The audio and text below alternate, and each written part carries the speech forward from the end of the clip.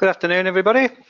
Welcome to NQA's webinar on the migration process from OHSAS 18001 to ISO 45001. My name is Terry Fisher. I'm the Principal Assessor at NQA. Can somebody just confirm that you can hear me okay? Just write a question and confirm on one of your questions that you can hear me.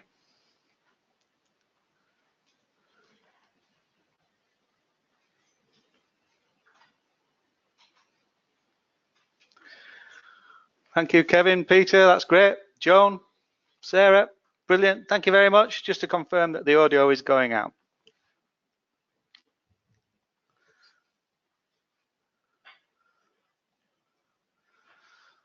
So welcome to the NQA webinar.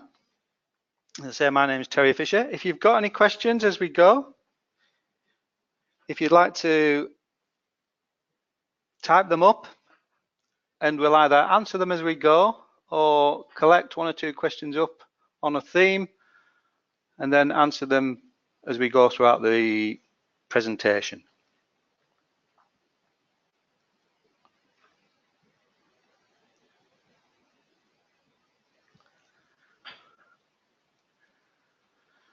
So as you type your questions in, I can see them, and hopefully, as I say, we'll either address them individually or wait for a few. If there's a few coming on a similar theme, I'll try and read out the questions so that you're all aware of the answer I'm giving in relation to the question that's being asked.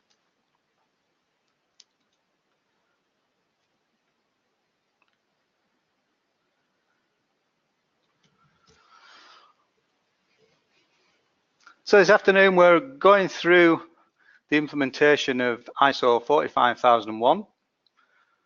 This webinar is aimed at existing 18001 clients and people wishing to implement ISO 45001 from the start. So we'll be giving an overview of the system requirements in relation to 45001 and discussing the changes that are required from 18001.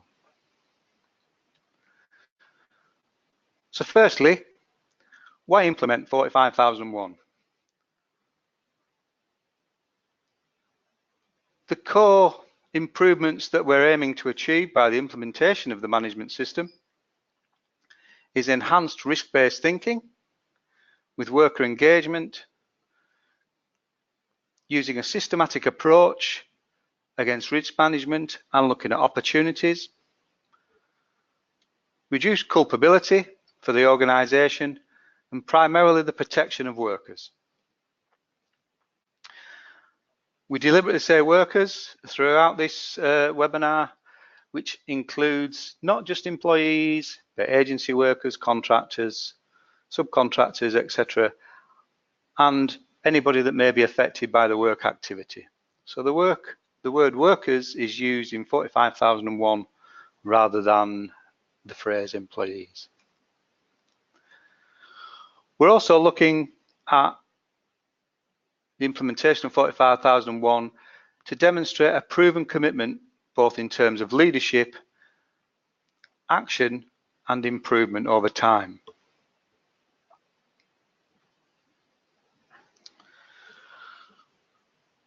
As some of you may be aware, ISO 45001 is a brand new standard. It's using the framework that's been recently applied to 9001-2015 and 14001-2015, the Annex SL high-level structure. And here's a basic overview of that structure. The first three elements refer to the standard itself. So, with the exception of terms and definitions, they're obviously used within the standard, but they're useful to know, and there's an explanation at the start of each standard what those terms and definitions are.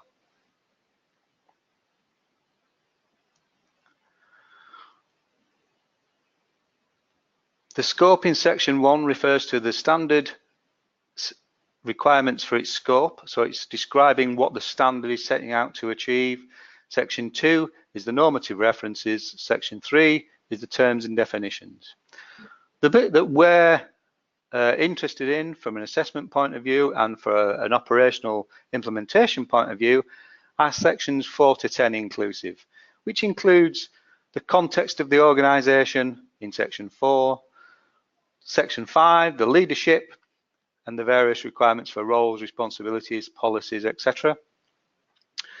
The planning of what's required within the management system, so it looks at hazard identification, objectives and various things. Support functions in terms of competence, awareness, communication. The operational control, that's the actual doing of the activities within your organisation. Performance evaluation, including internal audits, evaluation of compliance, management review, and last but not least, improvement, which includes both improvement activities, corrective actions, and the commitment to continual improvement.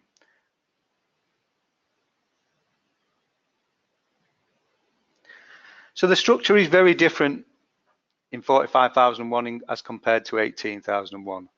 But as I said, this is a common structure being applied to all revised or recently revised management system standards within the ISO framework. So it should enhance the integration of the management systems and reduce administrative duplication within the administration of the various standards if they've been applied within the organisation. So the structure remains in principle the same for both 9001, 14,001 and 45,001.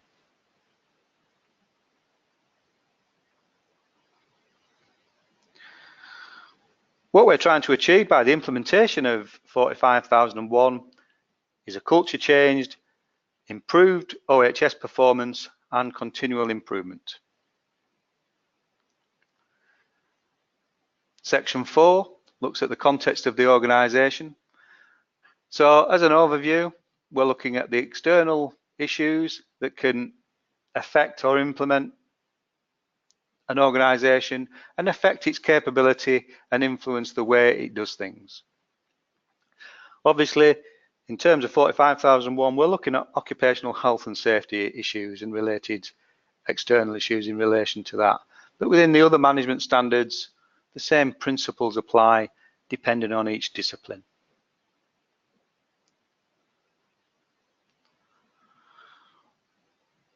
Also within section 4, we're looking at interested parties. So that has to include workers. That's the core interested party of the management system. It can look at legal and regulatory requirements and commercial requirements. So who's interested? What are they interested in? And what do they want from us? Why are they interested? And how do we deliver that need? So it's the needs and expectations of those interested parties. Section 5 considers the strategy of the organisation, the requirements for policy commitment and documentation, roles, responsibilities, and participation with workers and overall worker engagement with the management system.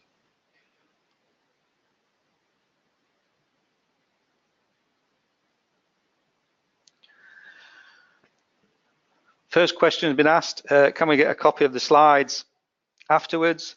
All those of you who have registered for this webinar will be automatically sent a copy of the presentation and slides at the end as part of the registration process. So hopefully that'll give you something to work on as a prompt and aide-memoire going forward.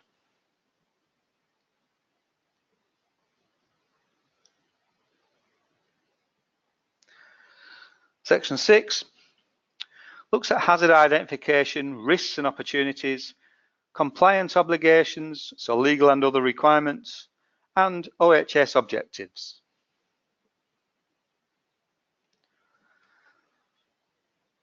Sections 7 and 8 look at resources, competence, awareness, communication, and documented information.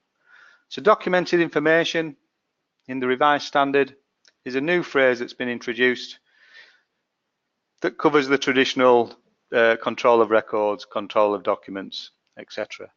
But it also is a much wider scope of information. So we're quite happy to look at various sources of information. We'll cover that in more detail as we go throughout the presentation.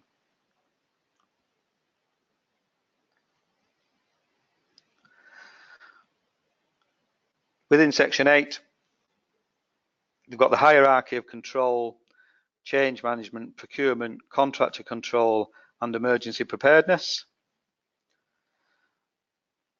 So it's interesting now that under procurement, we've got contractor control as a direct link to that process, because obviously as you're procuring services, you also need to look at contractor control potentially if you're bringing in contractors to conduct work on your behalf.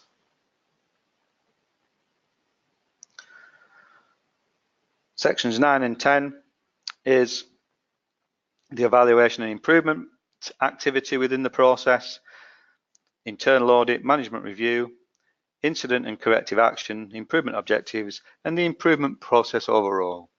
So that's the structure overall of the management standard, sections 1 to 10, with a brief overview of what's contained within each section.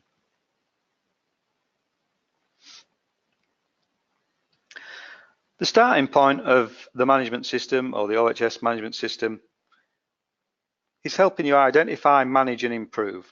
So we're looking at performance enhancement and compliance obligations. Before we determine the scope of the management system, we need to understand the context of the organisation, the workers and the interested parties. So who's interested, what are they interested in, and why are they interested in that, and how we can deliver that, and also the leadership and the strategic direction, the needs and requirements of the organisation itself. So only when we have considered all those three elements can we determine the scope of the management system.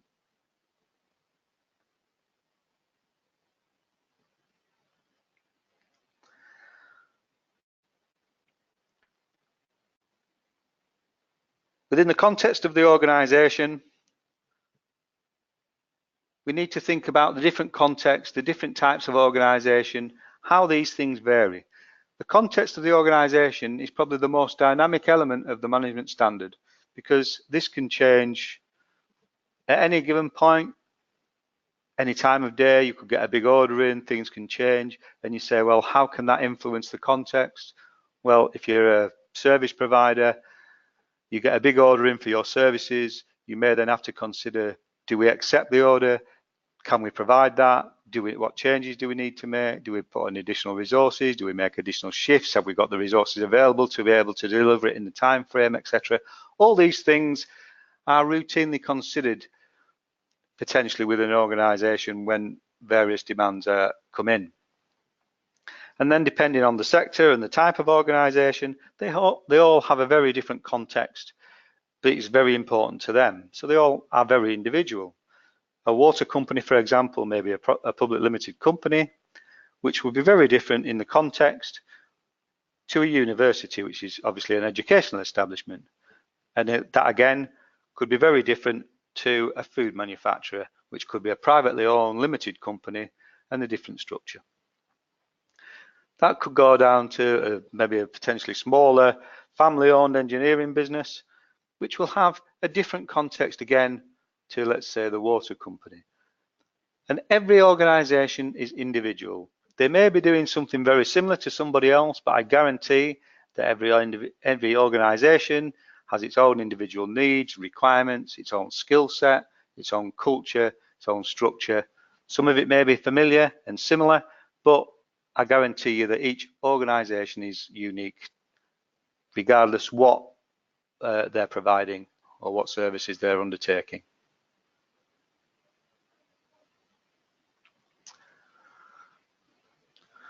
We've got to look at the internal requirements and the external factors and understand both who the interested parties are, what the demands are, what are those, why are these people interested, why are these agencies interested in us, what do they need from us, and how do we meet that need. These are quite straightforward considerations in most organisations. A lot of this context will be being delivered within all organisations. It just may not be phrased as the context of the organisation.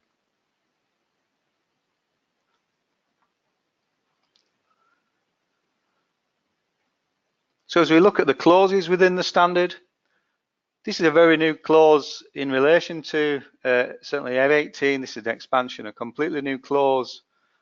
It was inferred within 18,001, but it wasn't a structural requirement of, whereas in 45,001 it's a structural requirement to be able to demonstrate understanding and consideration of this.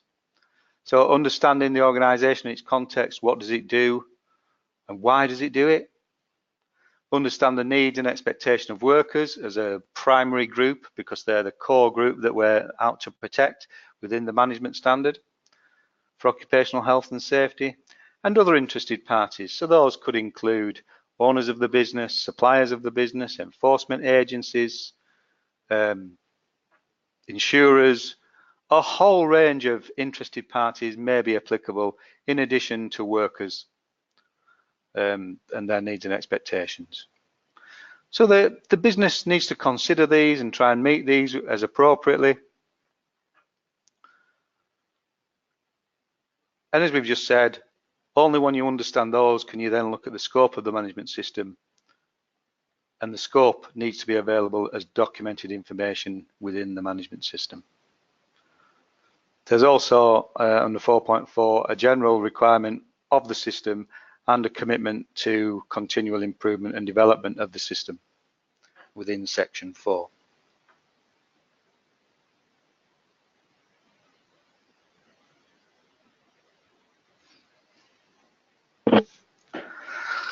Just had a question in, how does an auditor expect us to prove understanding of context in an audit?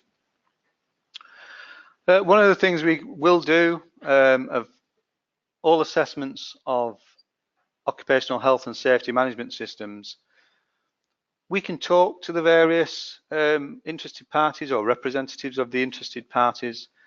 So we will need to speak to the strategic leaders of the business, the people that are ultimately responsible for the management system. We'll need to have an interview, a chat with them, discuss what their strategy is going forward, what their commitment is.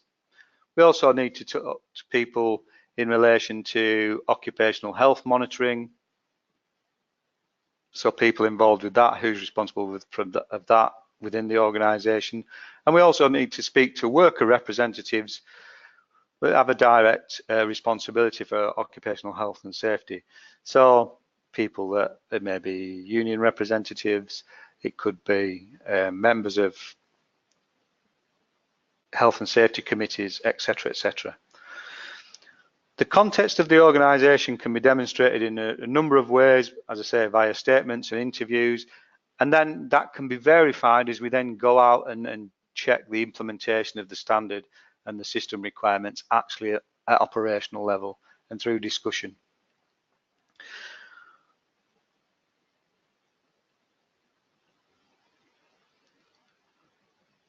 Some organisations use various models of looking at context, looking at strengths, weaknesses, opportunities and threats, PESTEL analysis, various things. These are all suggestions.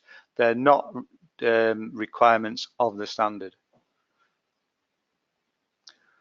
Lots of organisations do various things to identify who their interested parties are. They may make registers, etc., etc. I can't answer individual questions for an individual organisation. I can only give guidance and examples of what's commonly done that we've seen to date. We're not allowed to consult. We can only clarify what the system and the requirements of the standard is looking for.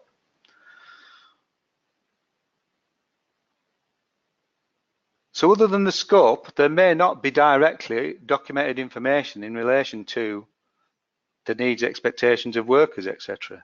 But it could be indirect. It could be, well, how do you do that? It could be minutes of meetings with worker representatives.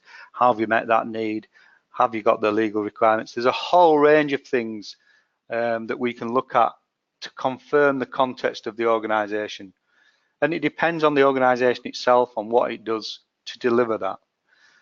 But this, as I said at the start, is quite a dynamic element of the management standard. And it really can change from day to day, or there could be, you know, a big structural change within an organisation, both in terms of an individual. You know, you could get a new chief exec or a new MD, could get new owners. It could start developing a new product or process, go into new markets, etc., etc. And it's about including OHS considerations within the activity of the day-to-day business of the organisation itself.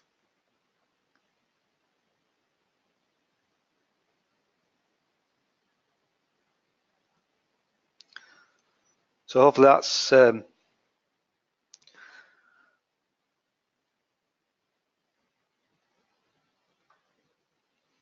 as I say, these are a couple of examples: pestle analysis, various methods and ways of looking at the context, considering the legal, environmental, political, economic, etc., etc. Looking at the skills, the existing systems, the strategy, the structure, the style of the organisation, and the staff knowledge and commitment, and various things that can be used there. As I say, these are just examples, they are not requirements of the standard.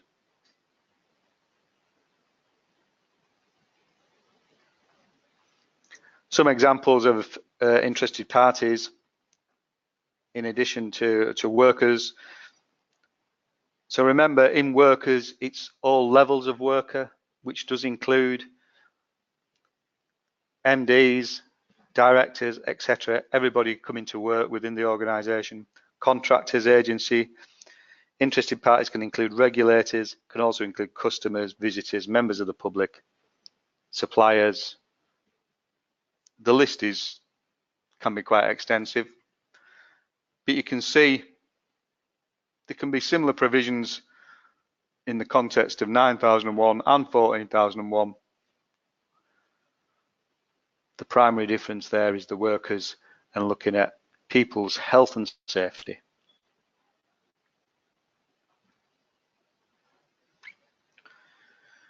We've touched on the scope and that can only be defined after considering the context.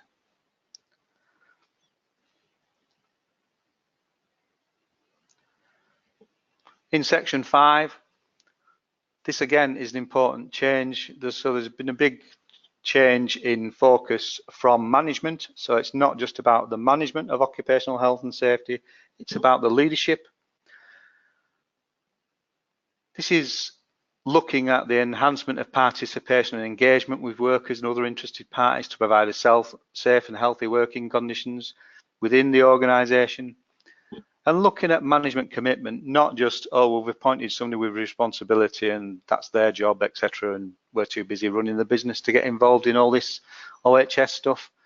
That commitment needs to be led and it needs to come from the top down within the organisation.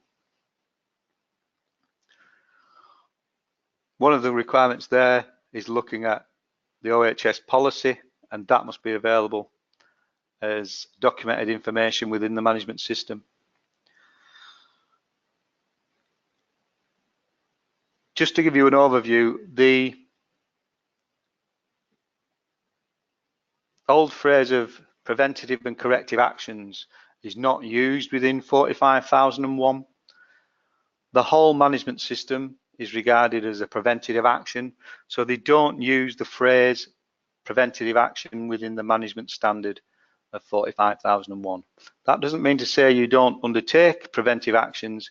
It's regarded as the whole management system should be used as a preventive action in relation to improvement. And it's also looking at injury and ill health. So it's not just talking about accidents, cut fingers, etc. It can be talking about psychological incidents, more long-term conditions, musculoskeletal diseases, etc., etc. It's not just talking about cut fingers and direct physical accidents. So it's a much broader emphasis. That was always there in 18,001. That's nothing any particularly new, but we have to remind you that we're not just talking about cut fingers or physical injuries, mental well-being, long-term conditions. It's about well-being and potential long-term ill health issues that can be created from occupational activity.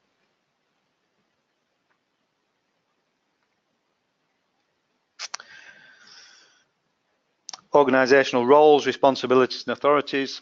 The phrase accountabilities has been dropped from the title as this standard went through various stages of revision. People must understand what their roles and responsibilities and their authorities are. The phrase accountabilities have been dropped because the accountability will be held by the senior management and the senior leadership team of an organisation. Documented information must be available to support organisational roles and responsibilities. That can be in many forms: job descriptions, work instructions, organisational charts, etc. Another key element of the leadership is the consultation and participation of workers. This really is an enhanced requirement within 45,001. Needs to look at mechanisms and removal of barriers to improve culture. The commitment to give time and resources. So it isn't just about providing equipment, it's about giving people time to be able to undertake the duties and train and develop. Information, communication and training. It's about non-management participation to identify hazards and controls and the establishment of various elements of the system, including policy. So this really is talking about all levels being engaged within the management system. And although it is a management system, as the phrase will explain, it's talking about all levels of participation. That doesn't mean to say that everybody must be involved in everything. It means you've got to have mechanisms for a level of engagement. Just been asked a question: what kind of evidence would you want to see to verify worker participation? Would meeting minutes suffice with all function reps, etc.? That's one element of evidence that we would happily look at, but there could be numerous. A lot of this stuff could be quite informal. There could be toolbox talks undertaken. So it's not just a single piece of evidence where we want to, oh well, that's that clause done just because we've seen some minutes of a meeting. It's an overall, throughout the assessment, we'll be looking for this reinforcement of engagement with workers and the participation of workers. It could be on risk assessments. You know, you've got who was involved in the risk assessment activity. Well, there was information there that it was people at various levels, different functions, etc. There's a whole range of information that could be available within an organisation when it comes to consultation and participation of workers. It really is a core requirement of the management standard.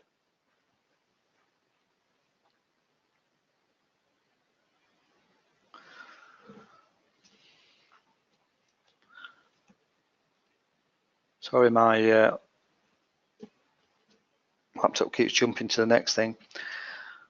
So as I say, it can't really be overstated. This consultation is really enhanced within this requirement. And it's about all levels. Although it's a management system, we do want participation from all levels. So we do want engagement from the operators, the people that are doing the job on the day-to-day basis. We do want their participation in risk assessment, hazard identification, etc., etc. It really is quite a core requirement for an effective management system. Management systems that are dictated onto a group of workers, etc., are not generally as effective as those that where people are engaged and participate within. People are more likely to engage with it. If they've been party to it, they're more likely to comply with it and comply with the requirements, and they're more likely to bring to your attention any weaknesses, etc., which is what you want for an effective ongoing management system that protects people.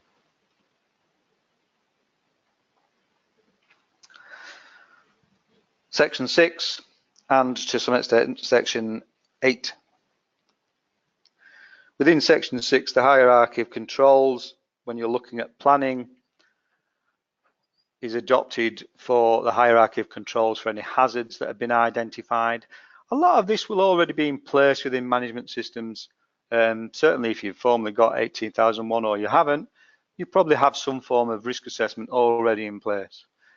This element of the standard just looks at and enhances that identification of both risks and opportunities within the management standard, because something that may be a risk at the moment could be developed into an opportunity by changing something or changing a process or a way you control it, and that in itself could, or it could actually be a new service provision or whatever, based on we want to stop doing that because of the risk.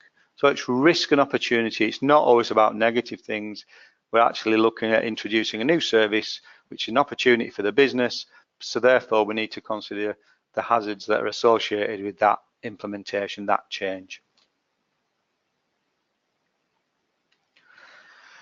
Whenever you apply the hierarchy of control, obviously the most effective method of that hierarchy is the elimination and substitution engineering, administrative controls and PPE are the least effective applied methods, which is borne out by the HSE and the requirements and the way the information is laid out within the UK and legislation. But as the standards applied internationally, not all countries subscribe to that form of legislation. So understanding the hierarchy of controls, that's why it's been built into this standard, as it was within 18.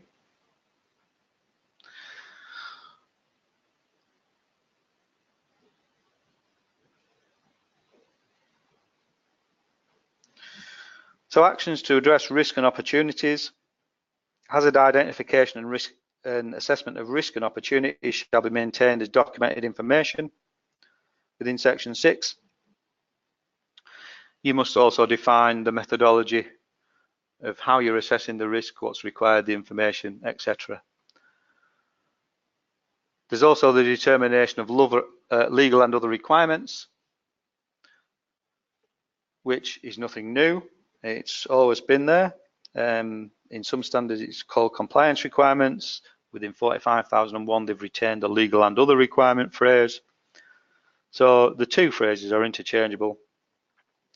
Legal and other requirements in effect generate compliance requirements, things in which the organisation has to subscribe as a mandatory requirement, or it chooses to subscribe as in other requirements. So those other requirements could be, for example, a group requirement.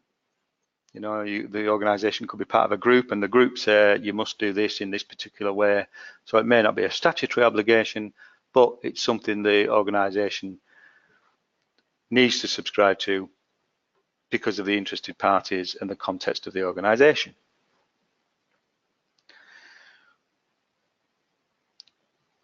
When you've identified the hazards and the opportunities and the risks and the various things, then determine the legal and other requirements to which you subscribe.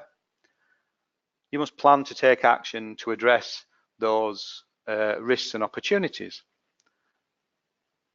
Quite a straightforward, logical sequence of events there. As part of that,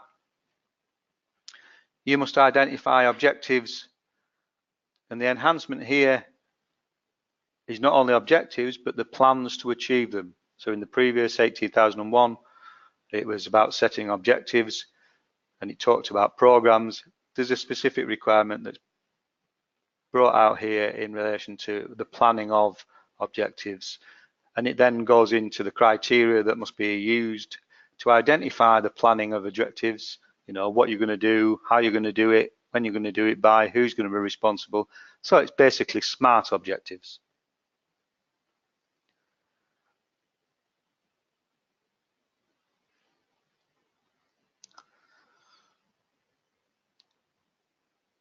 So the risk and opportunity assessment is one of the underpinning primary drivers of the management system with regard to objectives and controls and the various things. So this is where you can see the Plan, Do, Check, Act process in its entirety and how it would relate to the rest of the system. When you're looking at a management system, you've got to look at the various elements of the management system and the connectivity between the context, the risks, the opportunities, the controls that you've got, the training, the skills. So it's not just about complying with each clause by clause. It's about the effectiveness of the management system, and when something changes within one of those clauses, within one of those requirements, within the context of the organisation, what influence, what impact does that have? How can that be controlled? How can that be risk reduced or advantage taken to an opportunity that may arise from that change? As I say, this is something that goes on within organisations quite instinctively. But it's very important to look at the connectivity between the various clauses of the standard and how effective that works with regard to if something changes with a strategic direction, for example, how is that going to influence that? What we're going to do? How we're going to plan that? How we're going to reduce that risk? How we're going to make most opportunity of that activity? All these things are considered.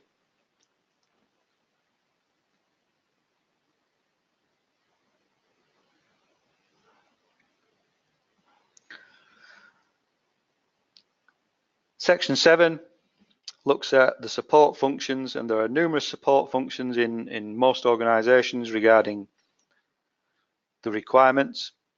So in essence, this section is centred on communication, and leaders of the organisations need to provide resources, information necessary for the establishment, maintenance and continual improvement of the management system. This is part of the commitment that they embrace and that is documented within the policy commitments of the leadership requirement. But what those resources are, what that information is, will be unique to that one individual organisation based on the skills and the requirements of that organisation. So the resources, information and training will equal the support functions that are required within the Section 7. So there's general resources requirement as identified by the organisation. Obviously the standard doesn't go into details about the resources because it will vary for each individual organisation and what it does and what it needs to achieve. 7.2 looks at the competence and applies to external workers and contractors. And information on competence of those will be required as documented information. The awareness,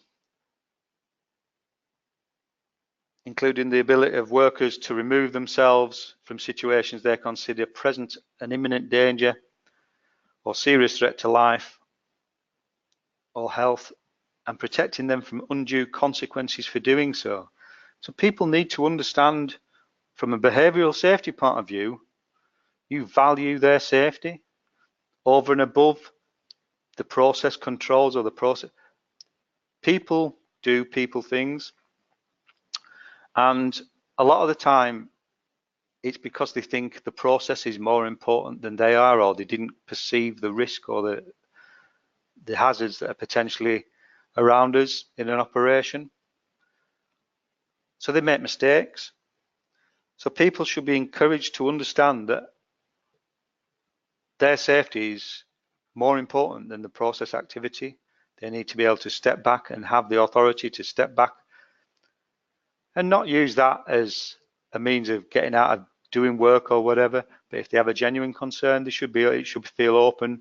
It's about the culture of an organisation, so that people can feel confident in bringing these concerns to the various leadership levels within an organisation, and confident that they're not going to be ridiculed, they're not going to be abused for bringing that to the light of the management and the leadership structure within an organisation.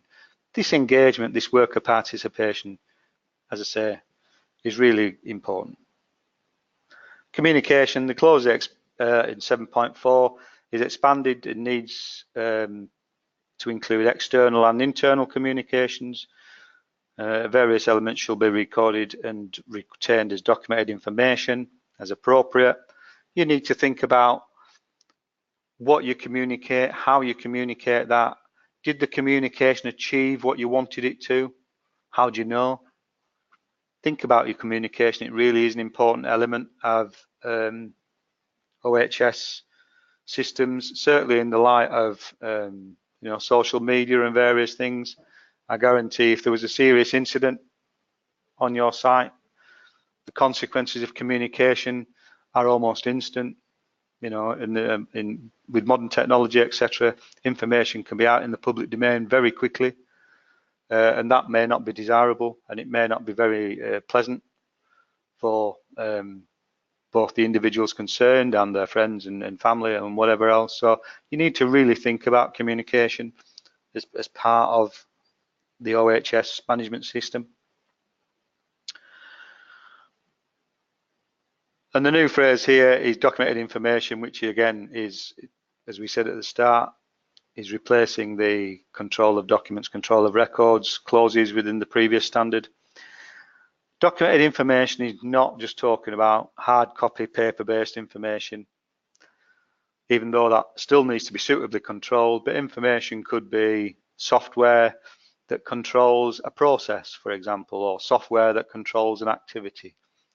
It could be the format of a document that then, if by filling the document in, it controls what information is required and therefore helps to define the controls for that process or that activity.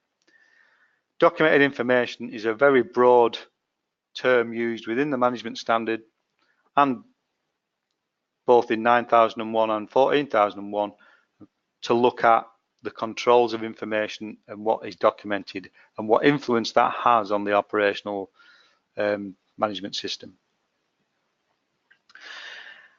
It can look at software. A lot of software control processes.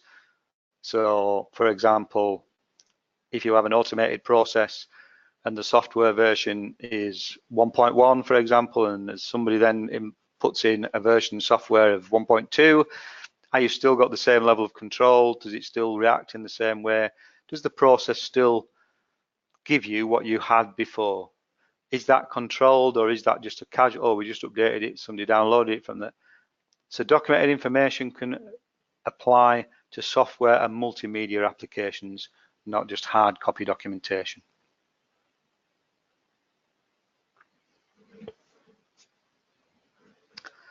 Operational control and planning includes maintaining documented information and adapting work for workers, eliminating hazards and reducing OHS risks. The management of change, and that change could be planned, so it could be coming up to a period of holiday period, for example, or shutdown or whatever. There's a range of changes that go on within organisations that need to be managed and planned for. 814 procurement clause now includes a general requirement, but it also looks at control of contractors and outsourcing requirements. And 8.2 is emergency preparedness and response. Similar to the previous version, but shall be retained as documented information. You've got to have plans and supporting documented information. Who's going to do what to who? How's that going to work? Have they got the resources, etc., etc. So what those plans are, what those document requirements are, will be very individual based on your particular organisation. So you can see from this, the standard doesn't go into specifics about documented information, it talks about it would need to be maintained and retained as.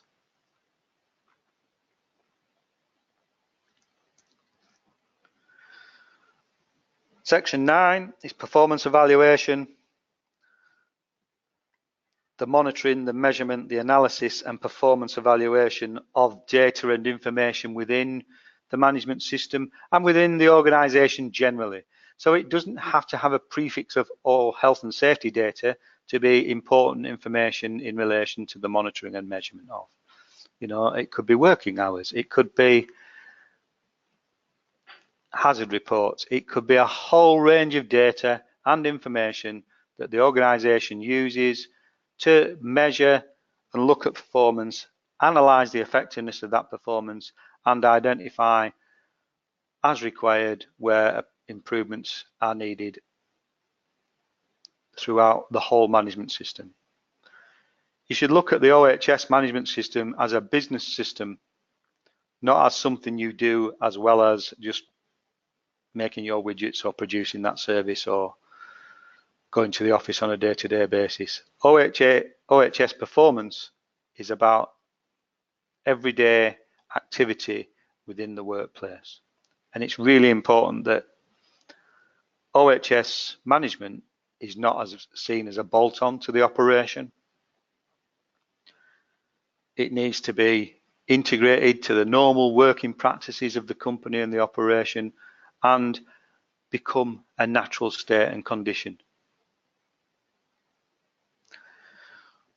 Within monitoring and measurement and analysis, we've got evaluation of compliance.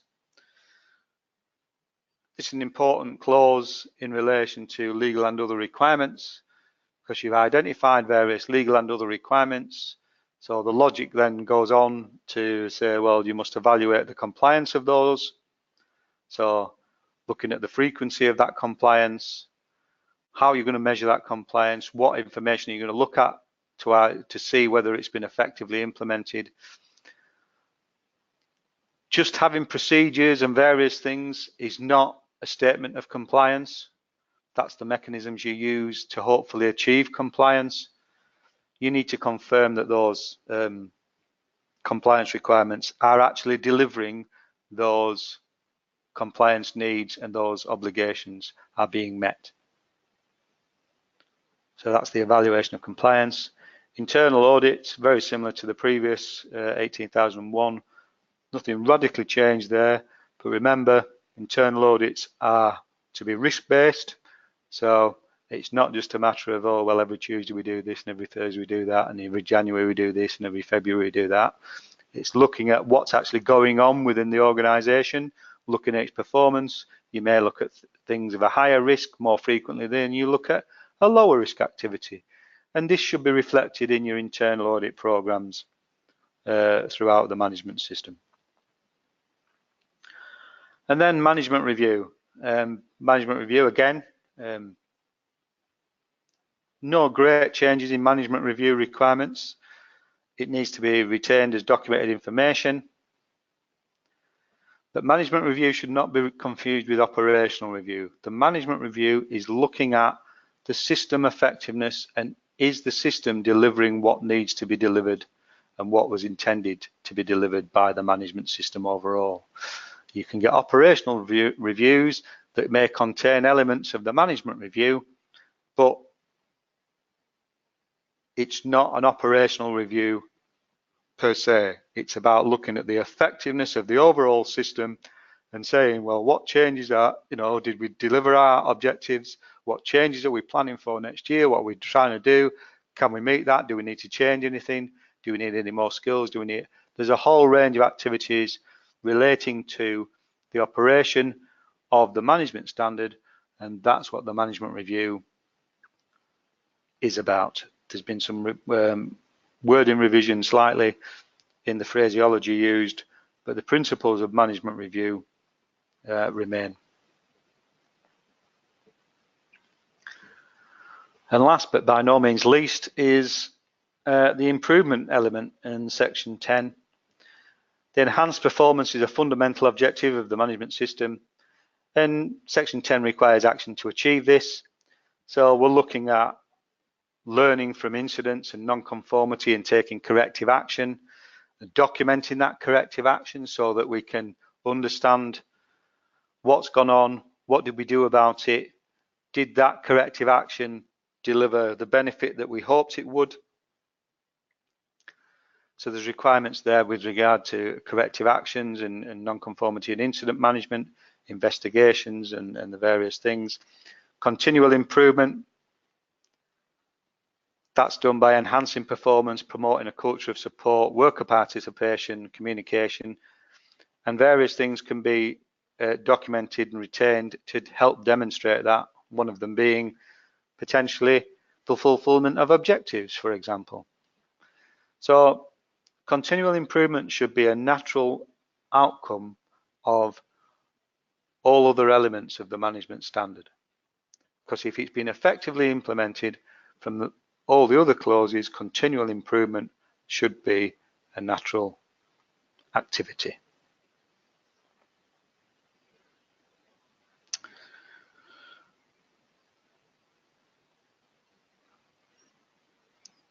So just a couple of quick demonstrations of the plan, do, check, act in process here, looking at the leadership. So the leadership helped to determine this plan, do, check, act scenario. And there, again, another core driver of that requirement within the management standard. The inputs to that are internal and external issues, the context of the organisation, the needs and expectations of relevant interested parties. The outputs are enhanced performance, protection of workers, engagement, participation, culture improvement, fulfilment and satisfaction of compliance and legal obligations as appropriate. These are all the things that the management system should be achieving as a consequence of effective implementation. So NQA, as a certification body, has developed a gap guide which is available via our website. To anyone who wishes to download it, it basically takes you through some of the phrases and terms used within 18 and 45 and compares the difference in the various structures.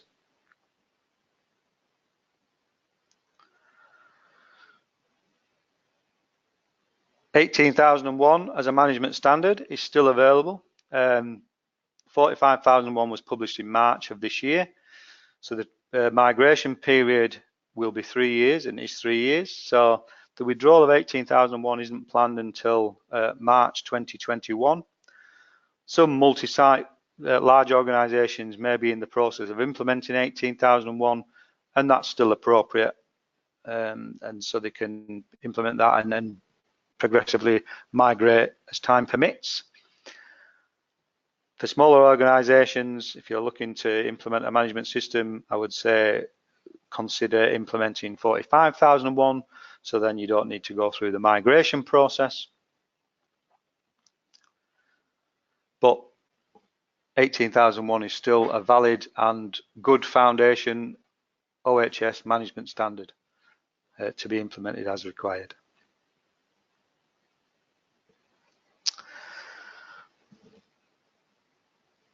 In January of this year, there are new regulations applicable to all occupational health and safety management standards and system assessments. So these are applied across all certification bodies, not just NQA. The requirements are for various people mandatory attendance at the closing meeting. So the management legally responsible for the health and safety management system, person responsible for monitoring employee health, and worker representative with responsibilities for occupational health and safety. Also, these people will also be or should be available for interview and should be planned for interview as part of the audit assessment process. Okay. That applies to both 18,001 and 45,001. This technical requirement has come in via the IAF, which is the global body responsible for implementing the technical requirements. So it's not a requirement of each individual standard, it's an overriding technical requirement against certification bodies internationally.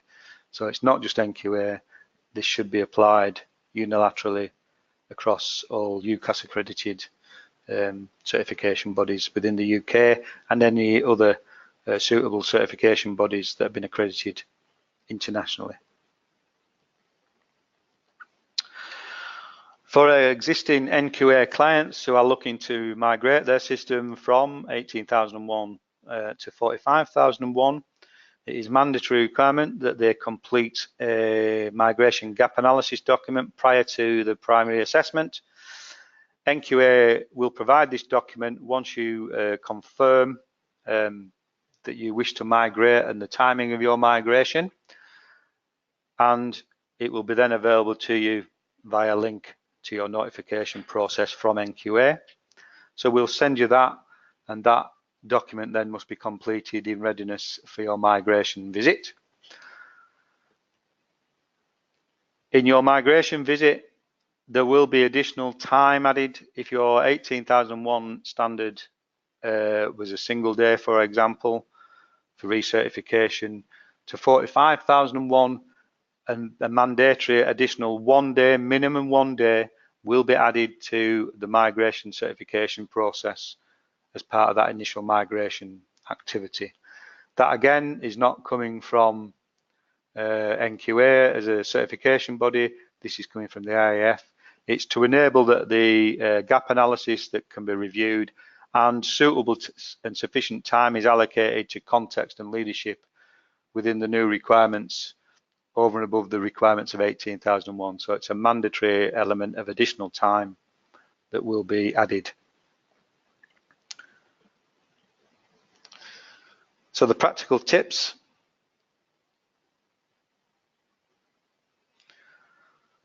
So if you were starting from scratch and implementing an OHS management standard, have available the standard. It sounds really obvious, but a number of clients that we've been to haven't got access to a copy of the relevant standard. So it makes their understanding quite difficult. Identify the sources of legal compliance information and other requirements that you'll look to subscribe to. So look how you're going to do that, because it's a core element within the requirements. Review any existing hazard and risk assessments and opportunities, and you may want to conduct a gap analysis to identify improvement points between where you are and where you need to be. Now, a gap analysis, if you were starting from scratch, you can get support and help from external organisations such as NQA to do that, or you can do it internally yourselves, looking at the management standard and the system. It really is important that you don't go into these things blind. Use the information that's available to you. Starting from scratch, a gap analysis is a really strong method of ensuring a successful migration to the implementation of a new standard. And if you're migrating an existing 18,001 standard, there again, read and have access to the revised standard of 45,001. Conduct the gap analysis to look at identify improvement points. Maybe want to consider a mapping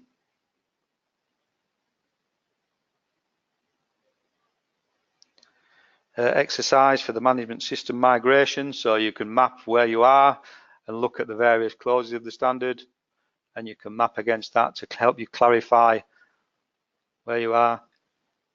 And obviously there's the mandatory requirement, as we've just said, of the NQA migration gap analysis document, which is required for your primary migration visit.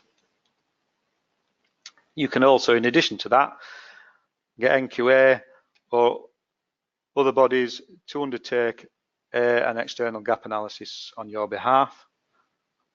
But that still doesn't take away the requirement for NQA migration gap analysis to be completed by the client.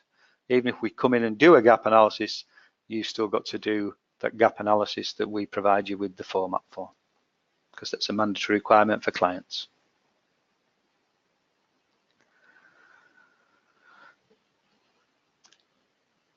So I know that's been a very quick whistle-stop tour of the requirements for 45001. If anybody's got any questions, by all means type them in if I haven't already answered them.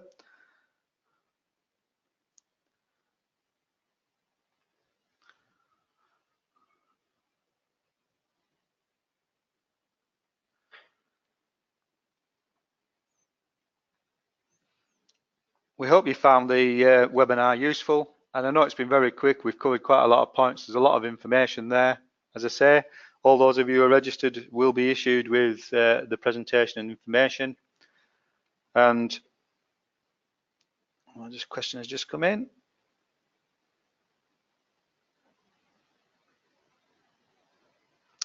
Please, can I have an answer to the complementary standards? Somebody just asked the question, please, can I have an answer to the complementary standard?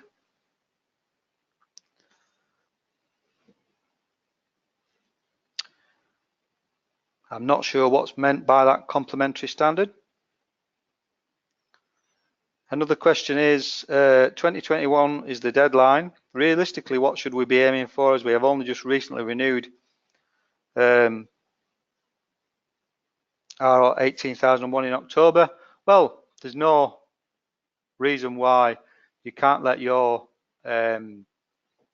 existing OHS management system develop into the requirements for 45,001, and on or before March 2021 you could migrate to that, but you'll need to migrate at the latest by March 2021 to your existing 18,001 standard. So that's when the 18,001 standard is being withdrawn. So your recertification or migration will need to be done prior to that date. But by all means, develop your management system in readiness for 45 at a pace that's suitable for you.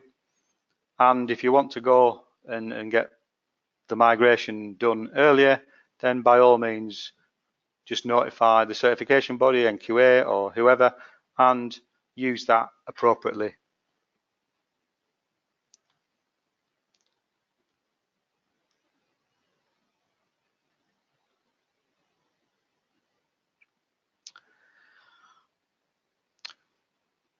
There is some, the question here, is there a 45,002 coming? Yes, there is. All I would say is 45,001 does have some guidance within the standard itself. So there is a guidance of applicability at the back of the standard. So although it talks about the terms and references at the front, also at the back of the actual standard, there is some guidance of interpretation and applicability at the back in the annexes. So you can look within 45,001, but there are supplementary standards of 45,002.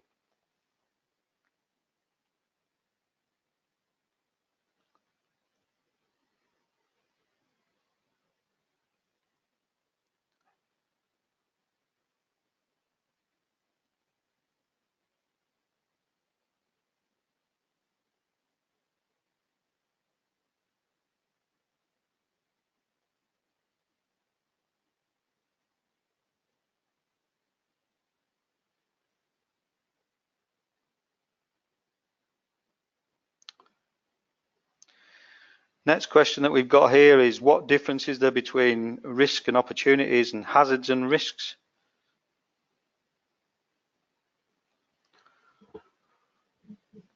It depends how you do your methodology of, so you need to evaluate any appropriate hazards and risks within your management system, but you also need to evaluate opportunities. So opportunities are changes that you plan to make to take advantage of commercial opportunities or changes in technology or various things. So they are the opportunities that we would look at, or changes within technology and process steps, etc., depending on what your organization does. So it could also be the strategic direction of the business is changing, they're going into new things, and so they're all opportunities that you should consider and evaluate before implementing the change. You should always evaluate what you're going to do before you implement it, so that you're not taken by surprise by inappropriate risks or unacceptable risks and hazards being brought into operation without some level of control.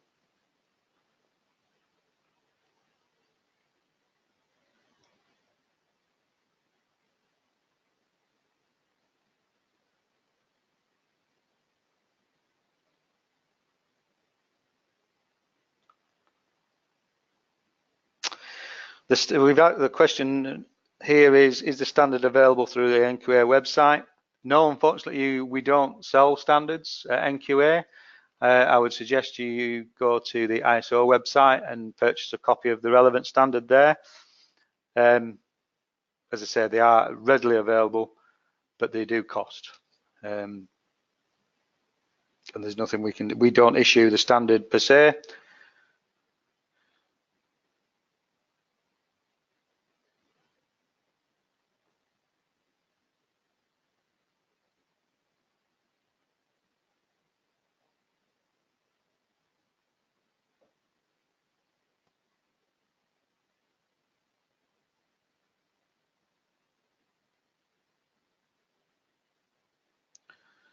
A question here about 14,001.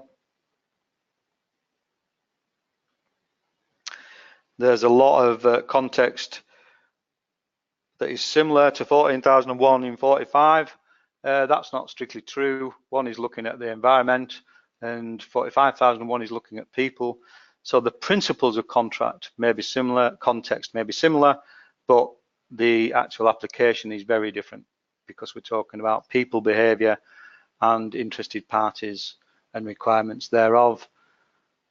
But the basic principles of context will remain consistent throughout both 14, 9, etc. The discipline-specific stuff is about the application of the management standard.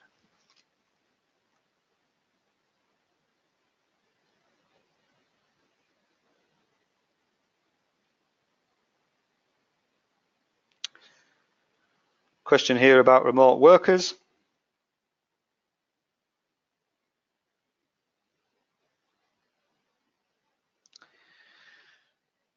I can't give specific examples about particular types of work and communication, etc., as that would be consulting, but you need to think of the methods of how you communicate with remote staff or staff that work out in field service, etc., or van services. You can demonstrate participation by email responses, toolbox talks. There's a whole range of things where you can evidence information being sent out and effectively accepted by the various people. Basically, it should be what does the company or organization use, how does it communicate, and how do you know that that communication has been effective? That's the other question that we will be asking.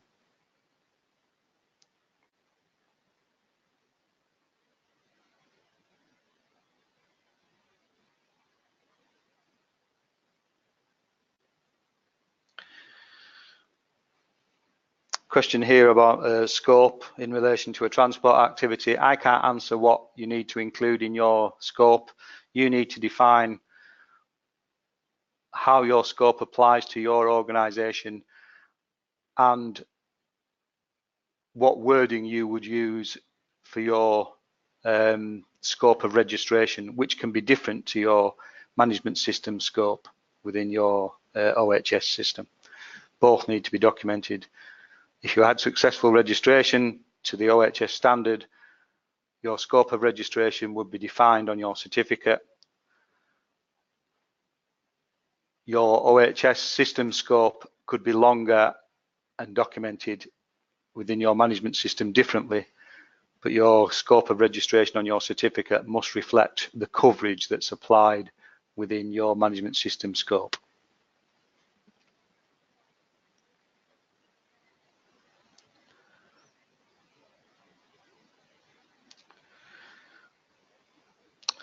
Question here about is a policy statement similar to a mission statement? Well, within the standard, a policy statement is very different to the mission statement because it has various requirements within the standard. So I would say it is different. And it must meet the requirements of the standard.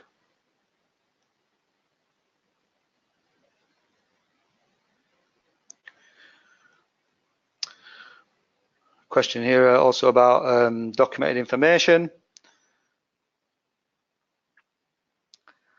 Is there an official listing of documented information that would be required?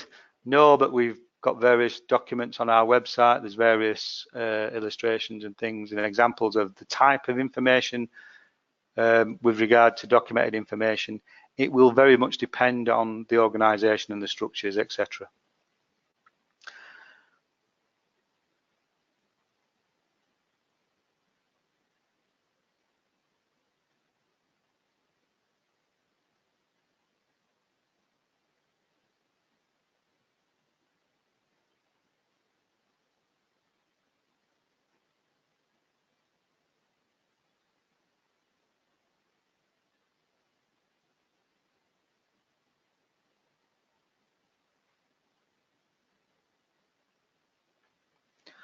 Hopefully that's answered all your questions. I've just had a quick skip through.